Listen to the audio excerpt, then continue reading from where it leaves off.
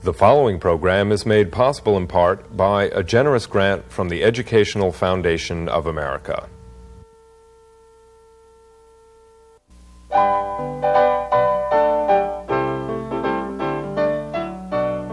City University Television.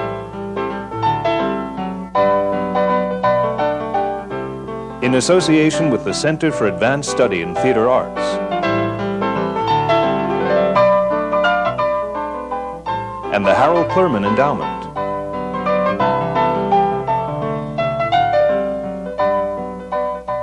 Presents Spotlight.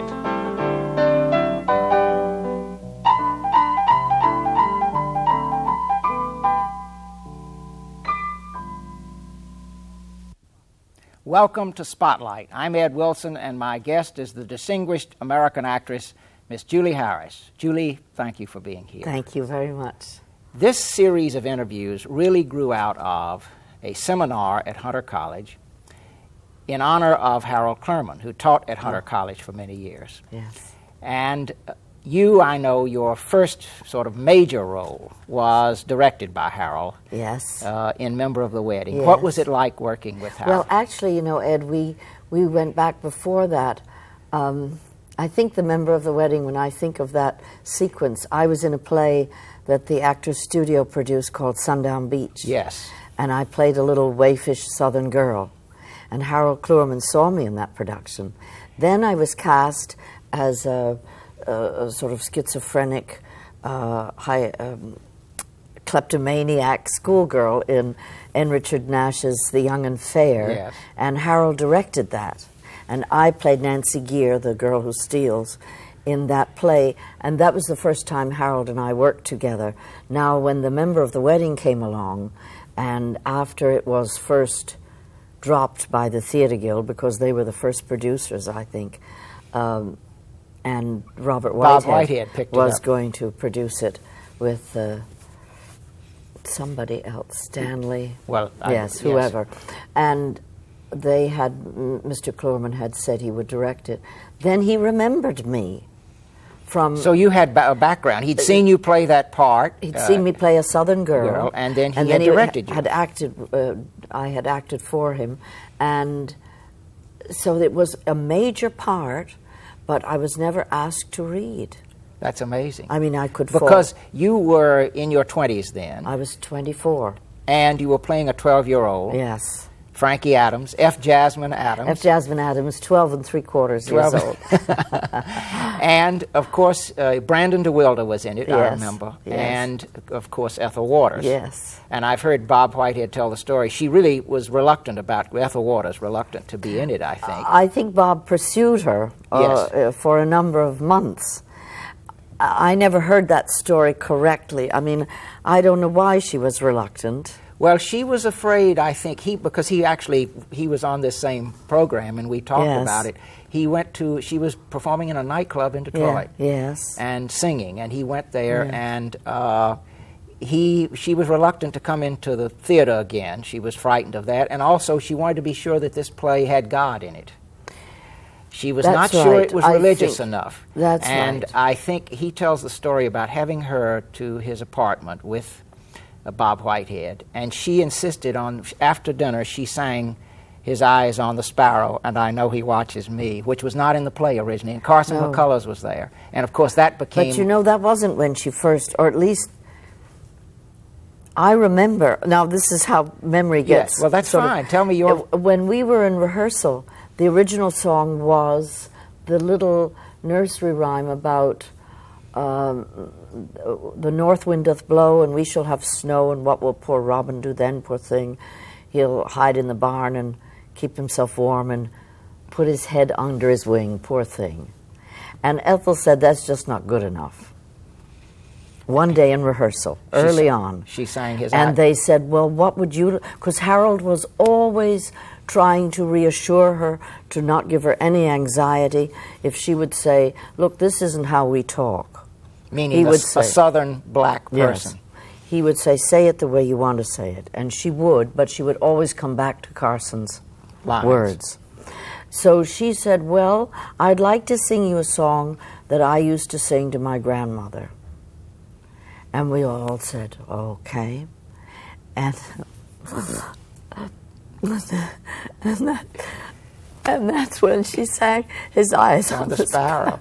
Well, put everybody away. Absolutely. Well, this is what happened in the theater because I saw it.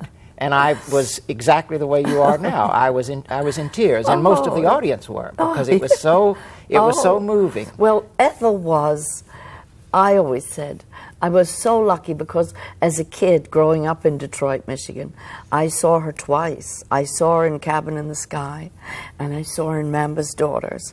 And I was just devastated by the beauty of her performance. And so when I found myself at the same table with Ethel Waters reading a play by Carson McCullers, which was a dream for me, I just said, well, I don't know what's happening, but it's okay. I must say that moment was just an incredible, because she had you on her lap, and I think she has a line about the bones, or you've got the sharpest bones or something like that. And John Henry was behind her trying to get her attention. And then to have her sing that song, it was an unforgettable moment. She had, I always felt that Ethel was the greatest actor I ever worked with, and she was a force of nature. She reminded me of the first time I saw the Niagara Falls. I thought the power and the beauty and the spirituality and the violence, it was all there in that one human person. being. Yes. Well, now tell me about Harold working with you, because here you were, as we said, in your mid-20s playing this young woman, 12 3/4, who feels gangly and awkward and left out. But I wasn't so far out of that time. I was 12 years out of adolescence. And I was still pretty skinny and gangly myself, although I wasn't as tall as Frank. In terms of your getting into the frame of mind. But Harold said to me, don't try to be young. Oh, really? Like you would be saying, like when I played Driving Miss Daisy, he would have said to me, don't try to be old. But you are encased in whatever you're encased in, and you are going through a series of emotions, and that's what you should be thinking of, not how old you are, but what is it that's happening to you.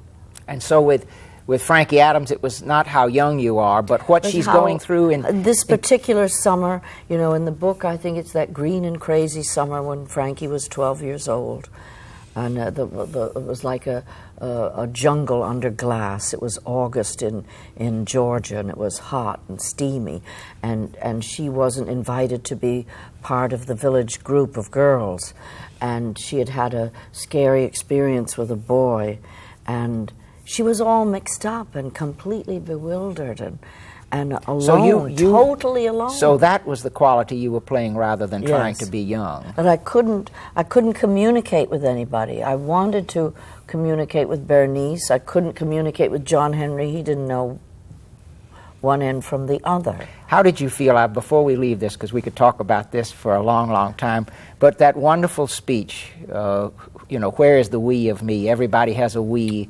Bernice has her church and so forth. The first time you read that speech, how did you feel? I never did get it right, as far as I thought. A lot of other people thought you got it right, both in the stage and in the film. And I used to say to Harold, I want that to be simple and just true in some sense. He said, well, it's like a prayer. And that helped me an awful lot, because it was just like when you suddenly say something that means a lot to you, and very quietly. And that's what it was like. It was, I love the two of them so much because they are the we of me. So it was a sort of realization and a prayer. So he really gave you a key there. He was so good about that. He never spoke in sort of grand terms about an effect, but that was what he said. He said, well, it's like a prayer. And that was so simple. I mean, anybody can pray however you pray. Yes. Did any of you have any idea what an effect this whole play would have? Well, we knew that we were working with a genius writer who was once in a lifetime.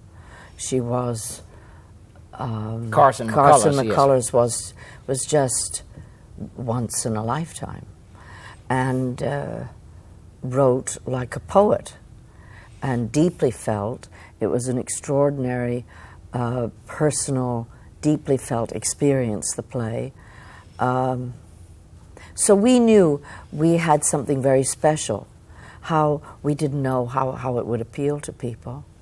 And it was strange because I think the only city we opened out of town in Philadelphia, and it didn't do very good business, as I remember. When we came into New York, it was the end of December, early January 1950. There was no advance sale. So you didn't think about it, but if you opened that night and you got bad reviews or so-so reviews, that would be it. That would be over for the member of the wedding. But the night we opened, I don't ever remember hearing that noise again, the way the audience greeted us at the first curtain call when we all stood across the stage, and it was like the roar of the ocean in my ears. I was sort of totally out of it anyway, numb with nerves and fear. But I remember that noise was like, I didn't know what hit me. Isn't that? Because you've had applause so many times since then. Never been quite like really? that. No, never. I I wish I could go back in time and say, what was it really like? But it was, as my memory, it was an incredible experience. And I looked up at Ethel, I looked down at Brandon, and I thought, I don't know what's happening, but again, we're where we should be. And the next day, Brooks Atkinson, who was writing for the New York Times, he was the theater critic and a very wonderful man, said, well, it's not a play, but it's great art. You'll settle for that. And there was a line at the box office the next morning. It's interesting because after that you went on and won 5 Tony Awards, which of course is unprecedented. Nobody's has really come close to that. But not for that role, but for a whole series of other roles. And this brings up something which is... But isn't it shocking that Ethel didn't win for that role? Yes, it is. That was the great performance. Yes, it was extraordinary. Absolutely. But the versatility is one of the things I wanted to talk about, because you played Sally Bowles in I Am a Camera. Yes, and that came after. Yes. Right after the member of the wedding. I was suddenly this Sally Bowles, yes, after being this kid. Awkward kid. Yes. Did you, well, and then you played Joan of Arc in The Lark. Yes. And you played, so you've gone through, and then of course you played Mrs. Lincoln, and then you played Emily Dickinson in The Belle of Amherst. Those are some of the roles for which you won the Tony. Yes. But has that been important to you, the versatility? Yes. When I first loved the theater and was attracted to it, I thought, well, actors are like children in that they can go into the attic and open up the trunk and say, here's a jester suit, I'll be a court jester. Oh, here's a crown, I'll be a king, and so on. That you could be, like my idol, Lord Olivier, that you could be anything. You could, do things, and be anybody, anything. That's what attracted me to the theater, was the storytelling concept that as actors we could tell the story in any way and change our faces, change the way we looked. Let me back up just a second, because you remind me of something that I was curious about. That is how you got started and when you got started in the theater, because you grew up in Michigan. Yes. Grosse Pointe, Michigan is where you were born, right? Yes. Or grew up? Yes. And then outside Detroit. When did you have these visions you're talking about of being able to go in the attic and put on these personalities and adopt these different persona? Well, I think it gradually, when we were taken to the movies, that must have been in the early 30s, and when I was taken to the theater in the middle 30s to 40s and saw all the road shows Catherine So Cornell you went and to, the Lunts. you saw a lot of theater We then. saw a lot of theater, touring companies coming through the Detroit at the CASTA Theater, the Schubert, and I was taken to see the Lunts and Morris Evans in Hamlet and Catherine Cornell in The Doctor's Dilemma and ever so many things, and Helen Hayes and all the popular shows of the day. Our Town, I remember coming in saying, but there's no set, there's no curtain. And Frank Craven coming around and say, this is Grover's Corners. And the theater was Native Son with Canada Lee that was directed by Orson Welles. And it was just thrilling to me. So I think it started there when I was 10, 11, 12. That early then? That early. And did you tell your family at that point, no, or was this no. a secret? Was this a secret? They knew I was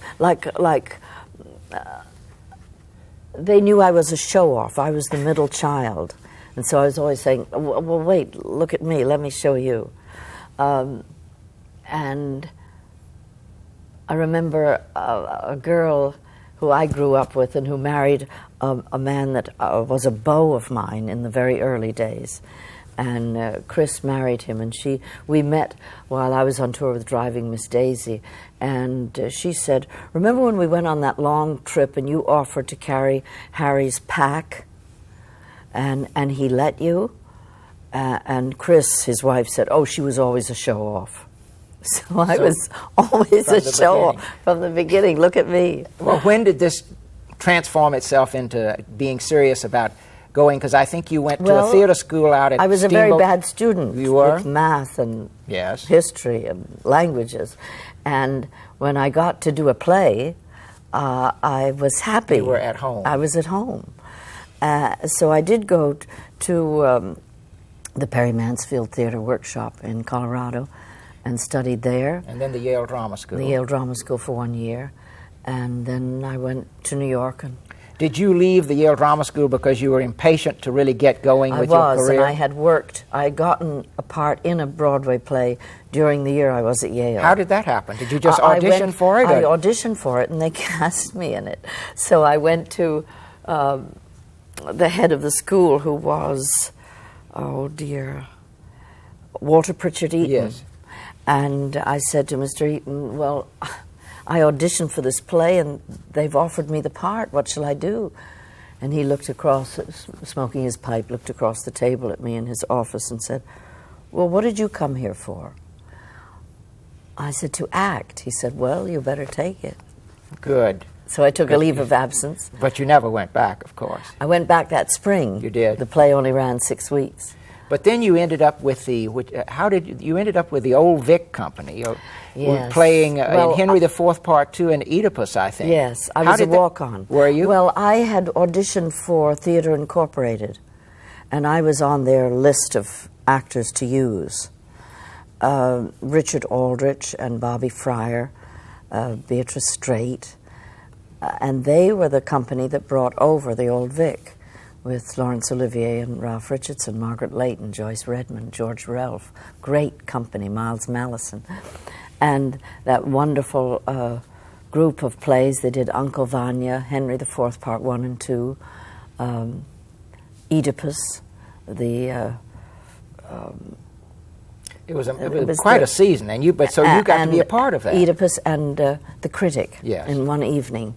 Lord With Olivier doing the two, which was a real... Mr. Puff and The Yes. Critic and Oedipus. And so they needed men and women to supplement the company. And they hired about 6 or 7 men and 3 girls. And you were one of the girls. And I was one of the girls. And the director asked me how they brought us in and said, oh, yes, she's fine. How tall are you?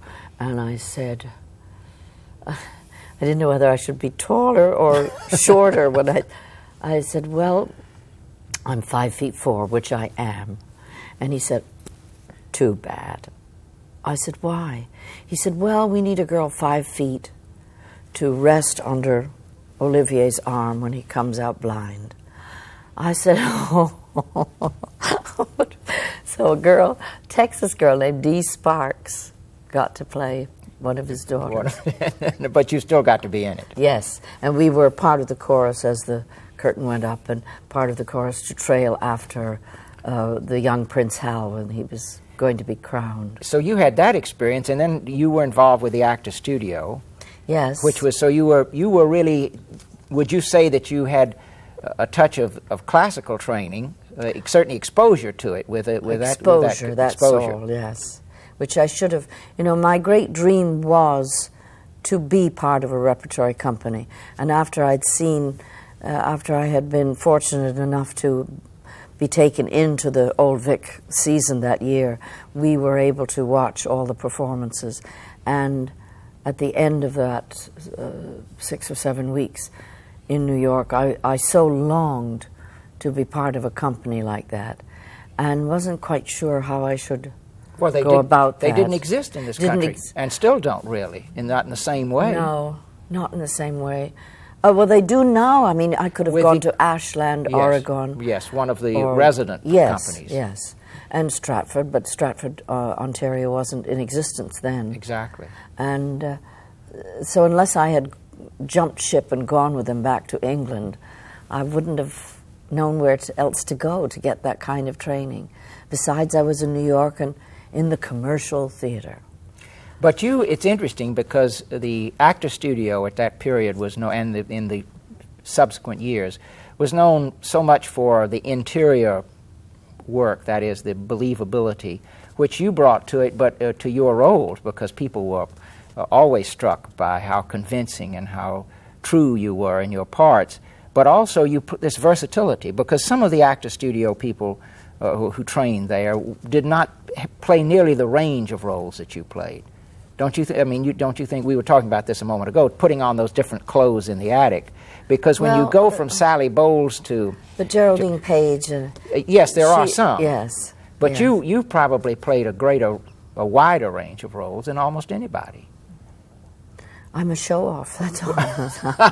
But that must have... But I think all actors have to be show-offs. There's more to it than that. Obviously, you were able to find... You relished, but you were also able to find in these different characters something that was true to them, and at the same time that came from within you as well. Yes, that I identified with. Whether it was Mary Lincoln or Mary Todd Lincoln, or we mentioned this really, it's amazing the great diversity of these roles. And also you've enjoyed a lot, I think, you've done a number of one-woman shows that you've done, in which you've played, of course, Emily Dickinson, very withdrawn, and Charlotte Bronte, and Queen Victoria you played on television. Yes, but that wasn't one woman. That was made. But some of the other. But you played Isaac Dennison. Yes, and a whole series of one-woman shows. How does that? Tell me a little bit about that experience. How do you feel being out there all by yourself playing these women? Well, I think the initial experience of the Belle of Amherst was very exciting for me, and it began very gradually.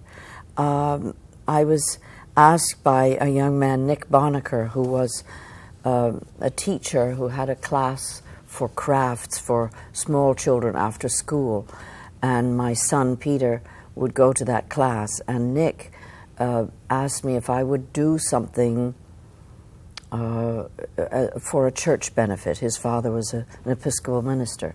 So I said, well, Nick, I don't do anything solo. And then I went home and I thought, oh, well, I had just made a recording for Cadman with Howard Sackler directing it of the letters and poems of Emily Dickinson.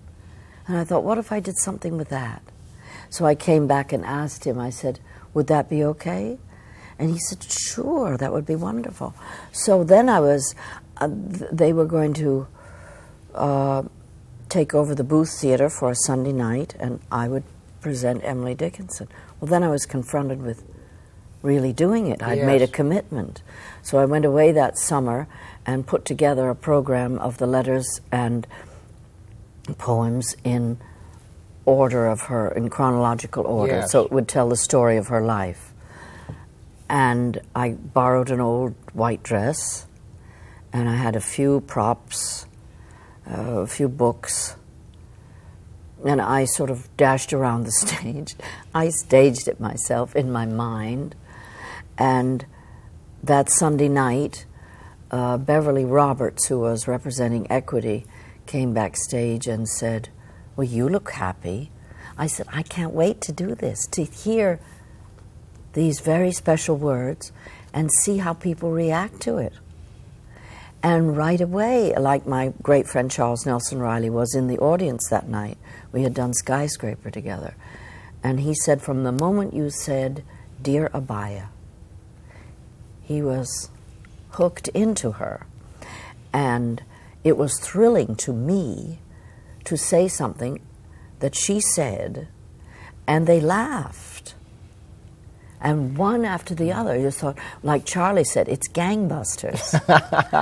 So it really evolved then, It just evolved. from one step to the next, Yes. to the point where it became a full, complete evening Yes. of theater, in Written which by Bill Luce, you know, then it was... Incorporating it was, all of that. Yes, shaped, and Charles shaped it, and Bill, and so you probably went into the character too of Emily Dickinson so in the it was process. about 8 or 10 years before it was seen as the Belle of Amherst. That must have been a wonderful kind of feeling of slow but very real progress yes, and it was evolution in wonderful. the whole thing. It was wonderful, and it was a thrilling experience because I didn't know what to expect, but I was very fortunate, extra blessed that I had Charles Nelson Riley To direct. and he is a cherished friend, a great teacher, a great director.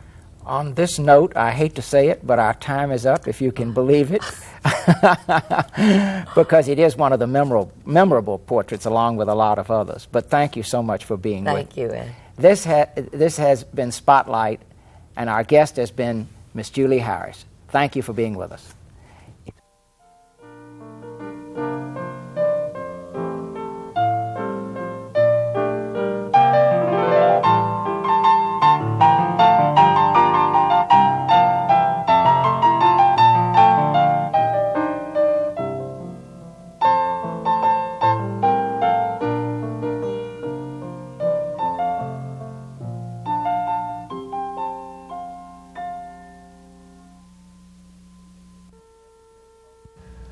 The preceding program was made possible in part by a generous grant from the Educational Foundation of America.